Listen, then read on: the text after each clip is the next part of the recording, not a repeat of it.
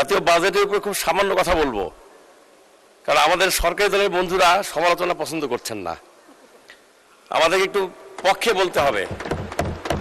Budget সুন্দর, budget সুন্দর, অনেক করের বোঝা চাপানো হয়েছে, আমরা খুব হ্যাপি। পরবর্তী বক্তা মাননীয় সদস্য আল ফারুক আব্দুল লতিফ, নীলফামারী 2।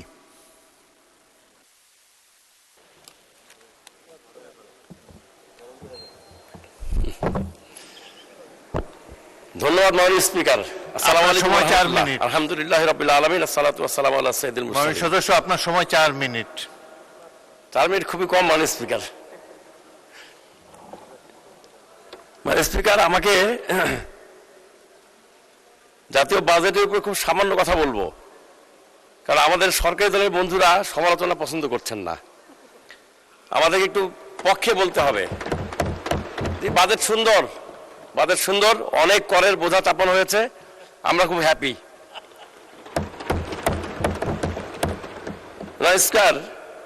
স্পিকার, আমি যেটা বলতে চাই সেটা হলো যে আমরা ব্যয় বুঝে আয় করলে পরে ভালো হতো। এই কারণে লক্ষ্যমাত্রা ধরা হয়েছে 6,95,000 কোটি টাকা আয়কর আদায়ের। ইতিপূর্বেকার আয়কর আদায়ের যে অভিজ্ঞতা, এই অভিজ্ঞতা কি আমাদেরকে এই আয় করার ব্যাপারে নিশ্চয়তা দেয়? এটা একটু খেয়াল করা দরকার ছিল। শিল্পের জন্য কাঁচামালের মূল্য বৃদ্ধি করা এবং গ্যাসের মূল্য বৃদ্ধি করার কারণে যে দ্রব্যমূল্যের ঊর্ধ্বগতির সৃষ্টি হবে, এই ব্যাপারটা তো একটা ক্যালকুলেটিভ বিষয়, একটা হিসাবের বিষয়। এই ব্যাপারটা অস্বীকার করার কোনো সুযোগই নাই।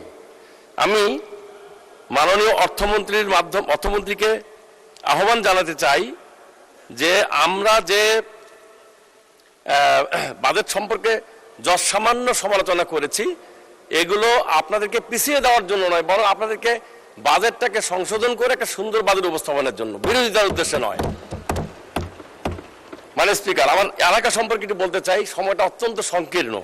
আমি ইতিমধ্যে মহান জাতীয় সংসদে ইপিজেড সম্পর্কে, নীলফামারীর উত্তরা ইপিজেড সম্পর্কে, চিলাহাটি বন্দর সম্পর্কে, মেডিকেল কলেজ সম্পর্কে, টেক্সটাইল মিল সম্পর্কে, নীলফামারী শহরের পাশ দিয়ে বয়ে যাওয়া বামনডাঙ্গা খাল সম্পর্কে, নীলফামারীতে অবস্থিত 2টি এলএসডি গোডাউন সম্পর্কে এবং নীলফামারীর সাথে অন্যান্য জেলার সংযোগ সৃষ্টির জন্য যে আত্রাই ব্রিজ নির্মাণের প্রয়োজনীয়তা রয়েছে, যেটা আমাদের মাননীয় হুইপ রংপুর দিনাজপুর অঞ্চলের, তিনিও একই রকম আকাঙ্ক্ষা ব্যক্ত করেছেন।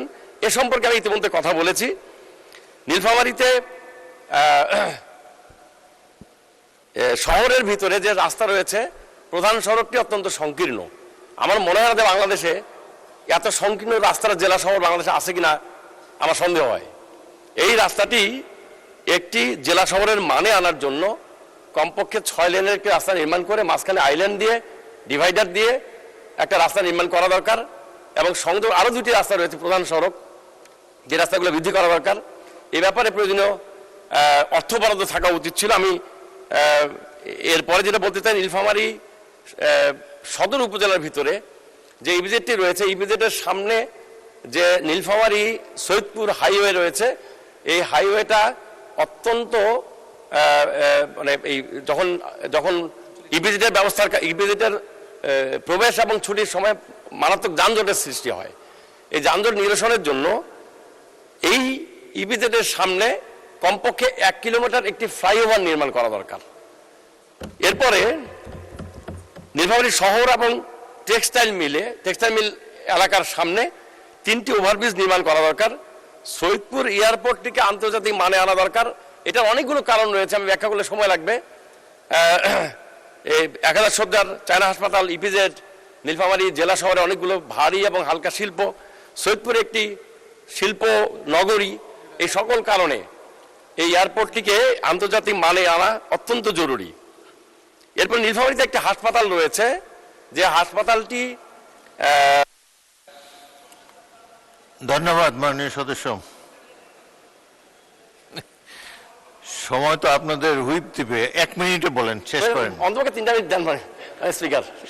সময় তো হুইপরা দেয়, আমি তো সময় দেই না, কারণ একটা নির্দিষ্ট 40 ঘন্টা আলোচনা করতে হবে। আপনি বেশি বললে আরেকজনের কমে যাবে। বলেন, Thank you, এক Master. মিনিটে শেষ করেন প্লিজ।